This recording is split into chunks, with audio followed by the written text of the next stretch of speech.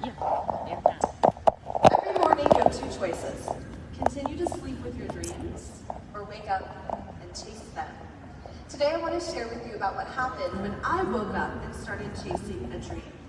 It really started with the lipstick. And actually I have to pause for a second because I forgot someone last night on this stage. In 2015, our first $1 million year, my grandmother, Grandma Deedle, if you know her, was on this stage.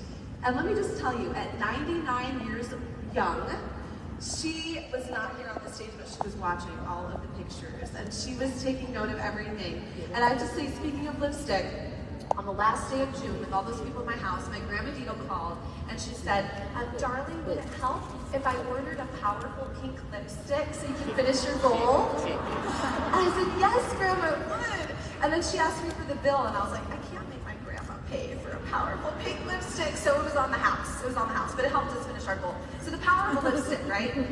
Back to the real story. Just one. And in this case, this was a posh pink lipstick. Does anyone remember that true dimensions color? Yeah. So it was 4 years ago, and I had a customer named Laura reach out. She wanted to find a new lipstick color. It was such a busy day, but I knew it was the right thing to make time for her. She sat at my kitchen table later that afternoon, and for the record, tried on about 20 different colors. But as she tried them on one after the other, she started telling me about how years ago she had taken her son on a trip when he was 14, just the two of them, and how significant it was to see him through new eyes through that experience. At that critical age, she was crossing from boy to man, and the bond they shared during the trip helped grow their relationship. She had her son plan the trip and then be in charge of navigating directions, paying for meals, and taking care of her while out of the country. The life skills, plus the adventure, the memories they both still carry with them. As I listened, my eyes filled with tears. My Braden was just 10 years old at the time. And picturing you, Braden, as a teenager seemed so far away. But I tucked that thought in my heart, and I thought, maybe someday. Then came the pandemic, and wow, did that rock all of our worlds. It was just a matter of survival in all areas of life. And dreaming took a back seat. We didn't know if the doors of this company would shut, or if our business model would be sustainable, let alone managing our own personal fears and worries. No wonder dreams had to be put on pause. The problem was, for many of us, we didn't press play again. And that was the case for me. And as many of you know, I found myself totally dream depleted, dream deficient, and I sat down at my computer on January 2nd, 2021, for a virtual jumpstart event. Thank the Lord for events, right? I finally had an awakening, though, of how lost I was, how I was just going through the motions, and I wasn't working with any sort of purpose or passion. In fact, I've now started calling those moments pain points. And the good news is, we can turn our pain points into purpose points. What if the trial or the obstacle or challenge or heartbreak could actually be a turning point? Instead of asking, why is this happening to me? We could start asking, why is this happening for me and for others?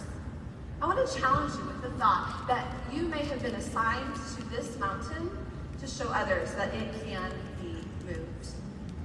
And in that pain point moment of feeling hollow and hopeless, I woke up. I knew that deep down having a dream was the key. The problem was, I didn't know what to dream about. That's how bad it had gotten. So as the story goes, I did the only thing I knew to do, and that was to Google it. So I Googled dreams for women, bucket list items for women, and I scrolled and I scrolled, and I finally found something, and I don't even remember what it was, and I wrote it down in my notebook. A few scrolls later, I found another, and then another after that. Then I couldn't stop. There were so many things worth dreaming about. I heard a quote the other day, what is a human without dreams? And I started coming alive. And it was that moment I remembered the posh pink lipstick. I called then 12-year-old Braden into my office in that very moment, and I said, guess what? I've got a dream. I guess when you're Mary Kay mama, they don't look too crazy when you say that, but I said, Braden, this time you're part of it. We're gonna go on a trip, just the two of us. And you get to pick anywhere in the world. And my Mary Kay business profits are going to pay for it. Last night, he was sitting watching the court of sales go across the stage, and he looked at me and said, "Now, what exactly is that?" I said, "Oh, Brigham, as they walked across the court of sales, that means that they sold this amount to their customers." And I looked at him, I go, "Wait a minute, that court of sales, that's why you got to go on that trip, Brigham." So all of you crossing this court of sales, I hope that was attached to a dream like it was for me. But yeah, congratulations to all of you on that national court of sales. So when I said anywhere in the world, he looked at me with huge wide eyes and he said, "Anywhere?" And then he said, he didn't even know where to start. It's a big old world out there. And I said, "Well, let's Google it." So that's what we did, and that's the day that I remembered the power of a dream. Now, nothing else in my world changed, except now I knew what I was doing every day, and I knew why I was doing it. And I talked about it to anyone that would listen. So for the next 2.5 years, it was about this trip with my boy. He wrote the thank you notes to my customers. "Thank you for shopping with my mom, helping fund our special trip. We can't wait to go." He said he wasn't going to say "love Brigham," so he said "thanks, Brigham." And last seminar year, I told you he had decided where we were going. So on May 29th, yes, 2 days before June started, we were gone for 2 weeks in June.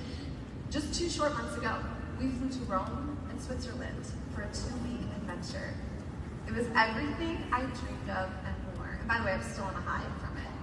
When we sat in our seats to take off on our first plane, we read letters that my hubby Josh had given us that were filled with excitement for our adventure.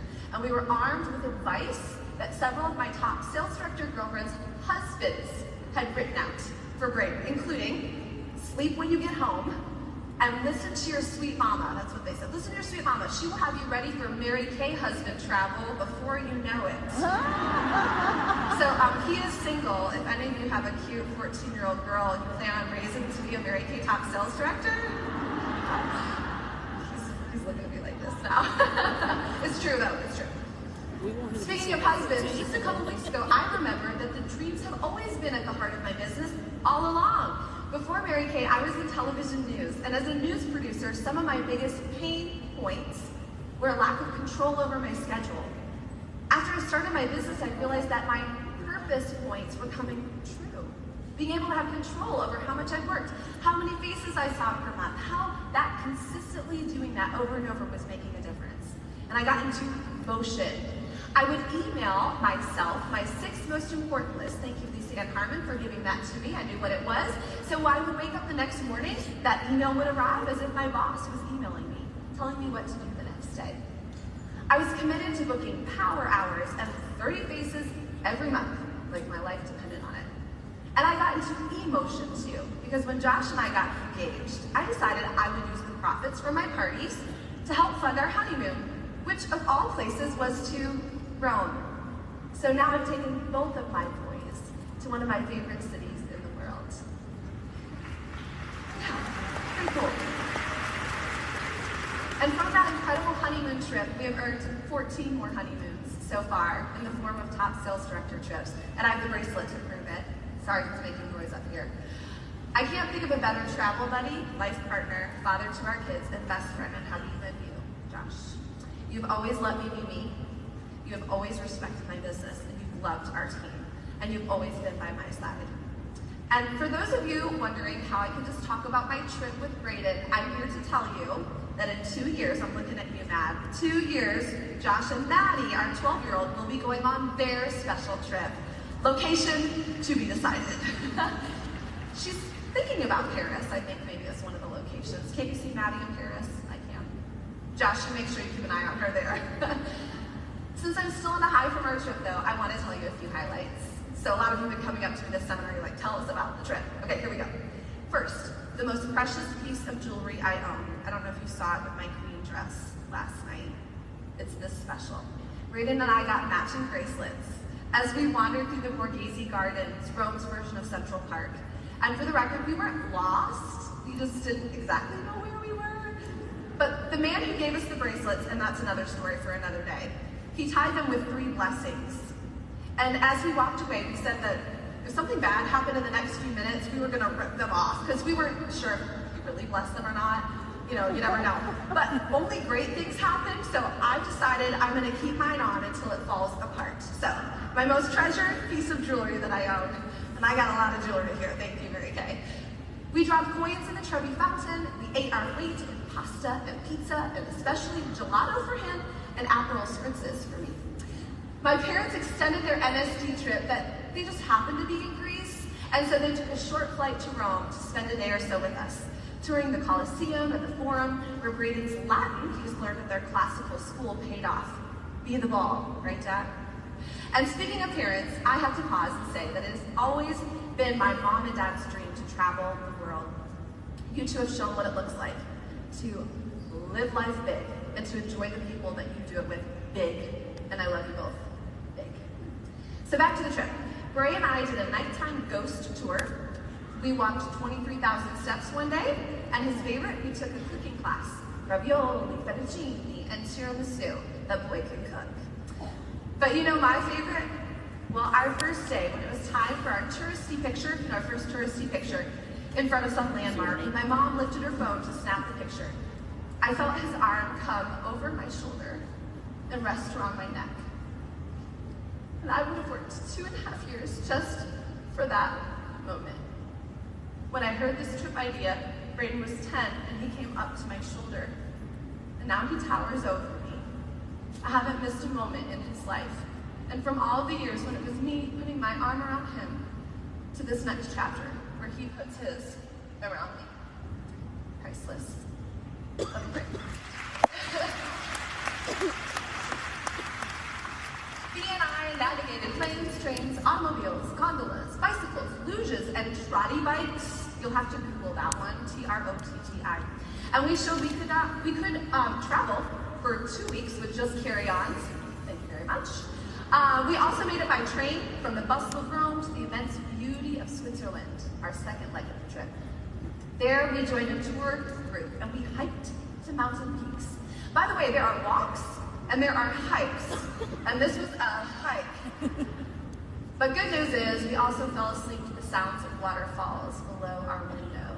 He saw snow and had a snowball fight for the first time in his Florida life. We ate so much cheese, bread, and chocolate, and we weren't mad at that either. Braden also learned he's a great alphorn player. That's another thing you have to Google. And we showed off our kayaking skills. We may not have snow, but we've got water in Florida, so we can kayak. And my favorite moment, well, I have two, besides not dying on a trotty bike, seriously, Google it, or don't, was our first day biking. I sort of on purpose didn't get us e-bikes, which I later regretted slightly, but at this moment, we were biking down the mountain. And the coolness of the morning air was still there, the sun was starting to warm us up. The sounds of the cows and their bells were all around, the charming houses, adorned with flowers and the greenest grass you've ever seen were beside us as we whipped down the narrow paths. The snow-capped mountains were all around us. I just took that moment in my mind's eye. I wanted to hold it in my heart. Now, I didn't want to scare anyone, so instead of yelling it out loud, I yelled in my heart, I am biking down a mountain in Switzerland with my boy! Dream come true. And of course, it wasn't just about biking down the mountains, because you also have to bike up them. And as you heard, no e-bikes for us.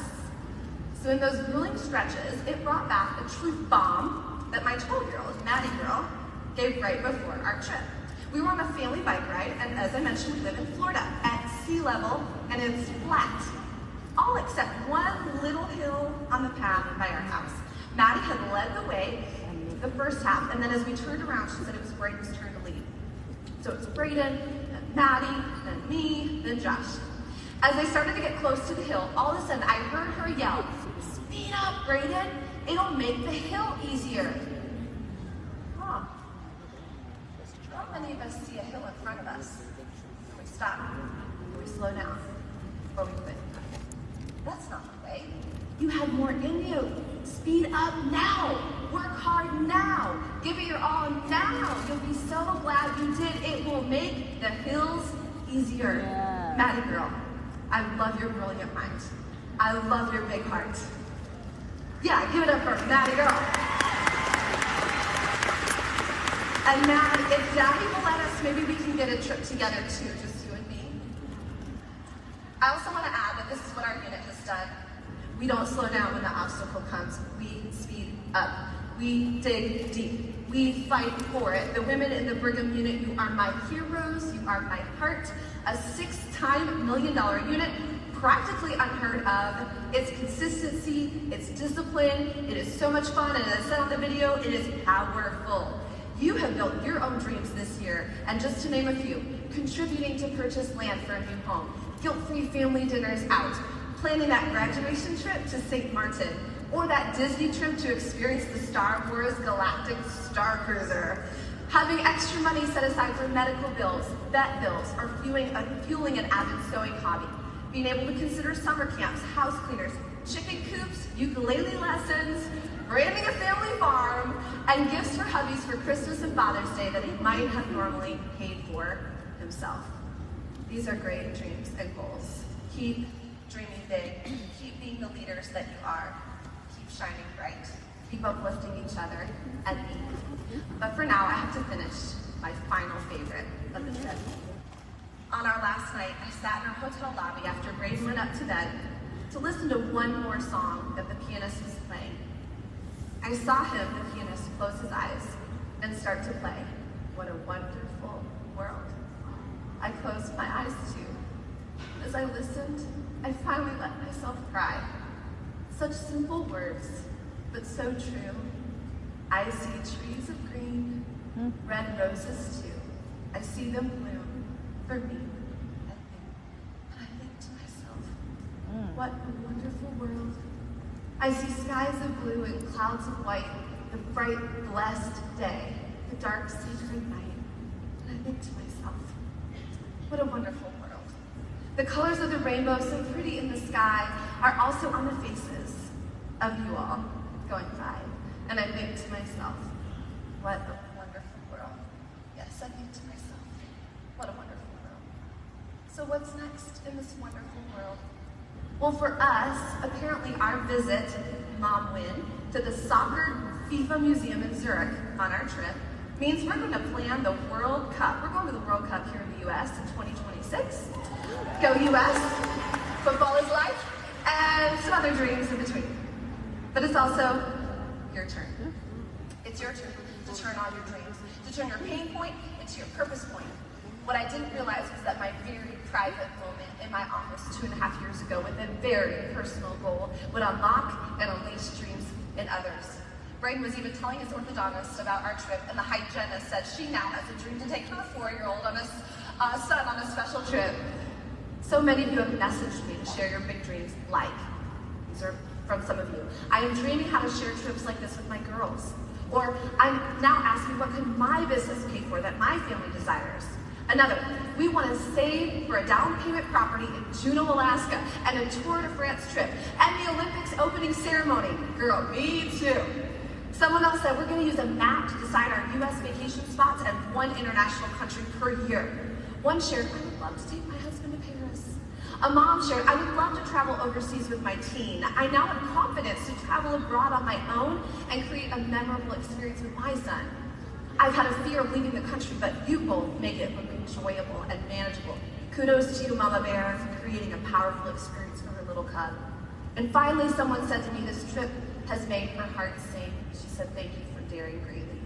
These are all amazing goals and dreams. So whether it's your next lipstick sale, or turning a pain point into a purpose point, or just having permission to dream, you can either sleep on it, or you can wake up and live it.